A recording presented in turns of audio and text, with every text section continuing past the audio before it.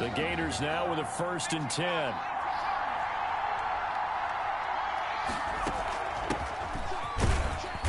And he'll be upended at the 28-yard line. Just a 3-yard gain there. That's just a pile of bodies there, and that's when you kind of find out who's a tough guy, right? Who can stand up and make a play. It was only a 3-yard run, but for both sides, they had to walk away from that feeling like, okay, I can stand up when the going gets tough in here. Now this one over the middle into the hands of his tight end, complete. And brought down, but not before reaching the 45-yard line. 1st and 10 at the 45-yard line.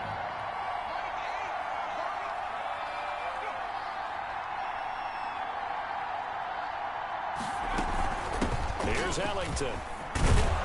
And taking it across midfield and inside the 45.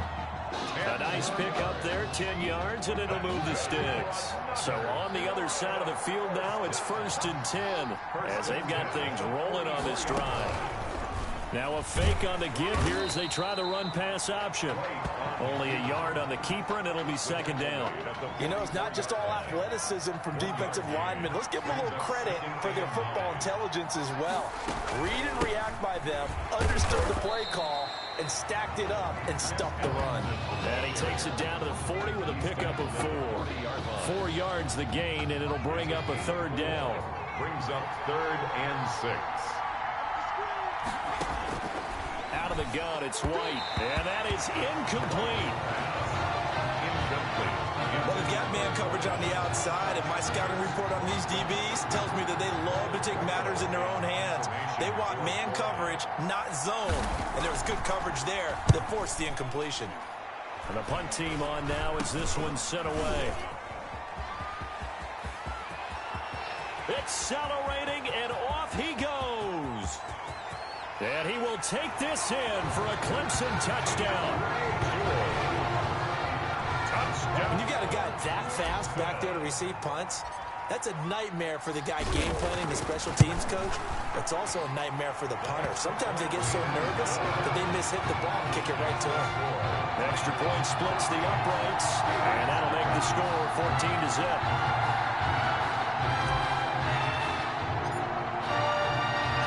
So after surrendering the punt return for a score, let's see what they can do in turn on this kickoff. And that'll carry over the back line of the end zone for a touchback. At their own 25-yard line. Ready to begin their next drive. Here's the Florida offense. They've been outplayed early, no question. Down 14-0 already as they come up 1st and 10. From the shotgun, here's White. Looking middle, and it's incomplete. White's pass. Intended for and the timing a bit off that time as that one falls to the ground. An incomplete pass leads to 2nd and 10 from the 25. Now Ellington. And this will be a gain of 5 as he gets it to the 30. the ball carrier. That's a really nice job by them picking up the run blitz and detecting it and blocking it and turning it into a nice run. And a lot of times you think if you blitz a running play, you're going to smother it. But a lot of the blitzers, they come in a little bit high. They don't have great leverage, and they're easily blocked and turned to the side. This is Ellington, and he's going to lose yards. They take him down at the 26. Not at all what they envisioned on 3rd down, 3 yards in the wrong direction. When a draw works, it can be a thing of beauty. But when it doesn't, oh, it can be ugly. And in this case... Oh, and they get to the football. It's blocked. And they are going to take possession of the football.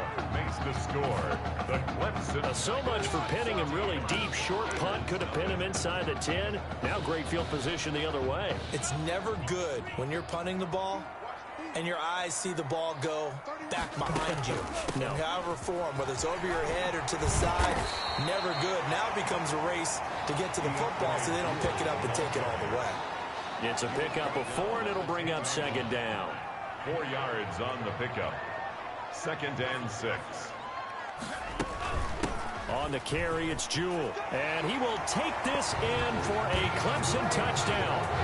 DeAndre Jewell with his 2nd touchdown in this opening quarter. And Clemson tacks on to their lead. For the extra point. Boy, these guys are off to the races, Charles. 20-0 already, extra point pending. Yeah, you always hear that term. They just boat race someone. Heck, his car race, motorcycle race, plane race, whatever you want. Right now, they are sprinting past him.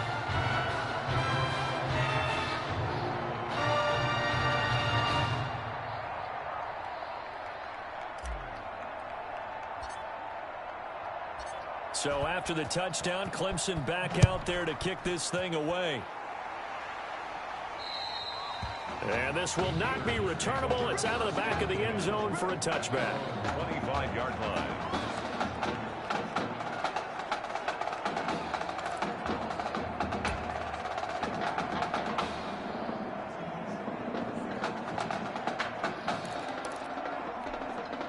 The Gator offense about ready to get this next drive started. And some dangerous territory. You're already down 3 scores. A 3-and-out here or an inability to put any points up. This one might be over by half. Yeah, and what you also have to guard against is calling every play for a big shot downfield. You know, thinking you're going to get...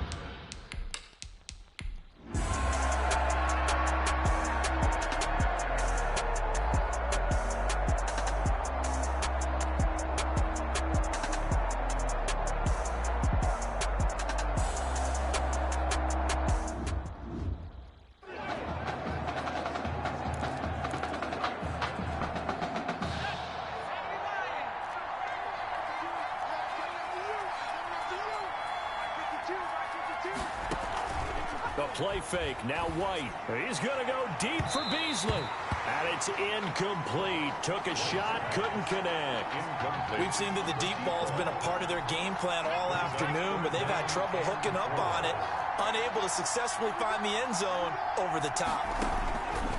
To throw is White from the gun on 3rd down. And the throw there going to be incomplete. Has to be a little bit of frustration there. Back-to-back incompletions. Receivers blanketed on both attempts, this time on 3rd down. So they're forced to punt on 4th as this one's away. And certainly not the greatest of kicks there. This one will be down inside their own 40-yard line. At the 37-yard line. Some good games going on in the early window. This might be the best of the bunch. Now Sanders on 1st and 10. Throw left side complete. That's Simpson. And they're going to be set up down around the 15-yard line. A good pickup there at 22. 1st and 10 down for Clemson. Going to hand to Jewell. And able to break one tackle, but then quickly brought down. But a nice little gain. Give him 9 on the carry that time, and they're set up with a 2nd and 1. 9 brings up 2nd and 1. They'll keep it on the ground. Jewell, and he will take this in for a Clemson touchdown. Taking it in from 7 yards away. And Clemson tacks on to their lead. Well, 3 scores in this game. I think that deserves some type of a broad gesture. I know in hockey, that's called a hat trick, and people throw their hats out on the ice. What about us? What can we do for this guy? Well, if I'm his teammates, I'm...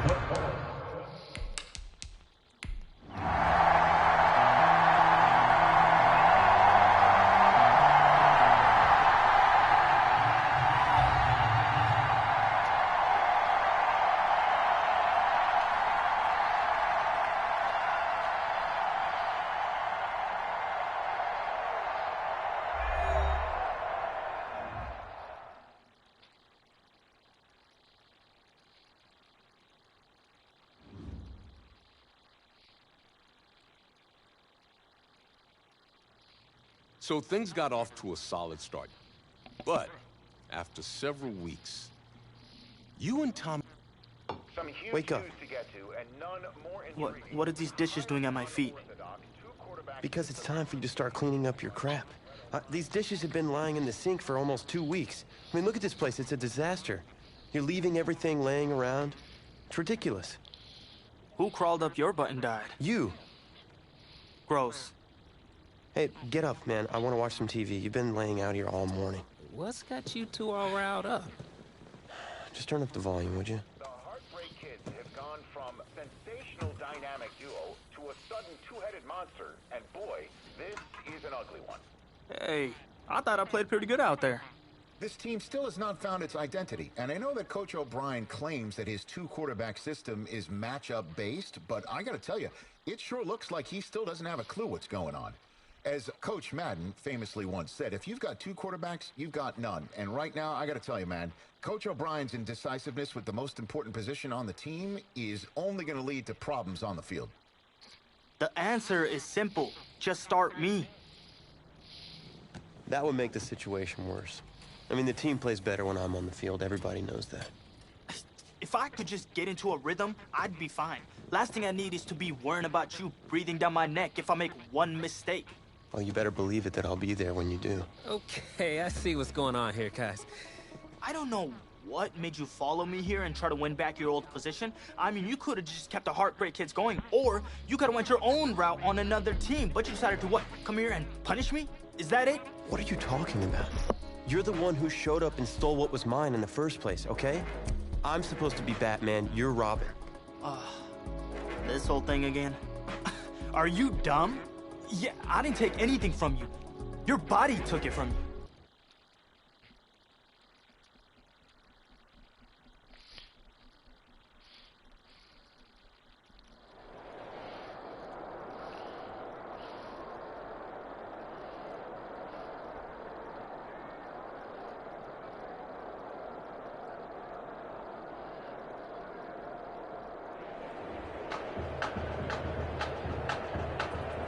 AT&T Stadium on this beautiful Saturday in the Dallas-Fort Worth area. The top travel destination this week for alumni of these two storied football powerhouses, and the site of the first of our college football playoff semifinal matchups. As we'll see the Texas Longhorns taking on the Clemson Tigers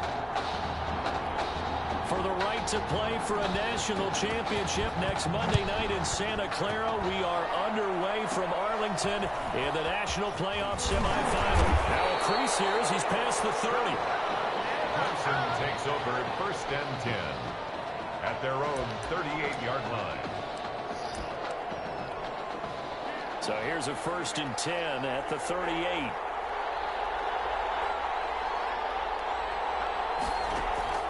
They will let him throw here on the very first play. He's going to take a shot. That's caught at the 25. And he finally goes down, but not before reaching the 21. That student section wasn't alive. They are alive and well now. That chunk play woke them up. It is starting to get really, really loud in here as this offense is on the move here in the first quarter. So the big play gets him all the way down to the outskirts of the red zone here for first and 10. And he's going to lose yardage and be backed up to the 25. A good response by the defense, sending them backwards after that huge gain last play.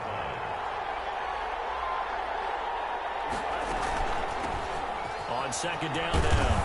Jewell. They get him to the ground right on the cusp of the red zone after a pickup of 5 or 6. In need of a conversion on third down. They had the big play to start the drive. Not much sense. Brings up third and back to throw. Sanders.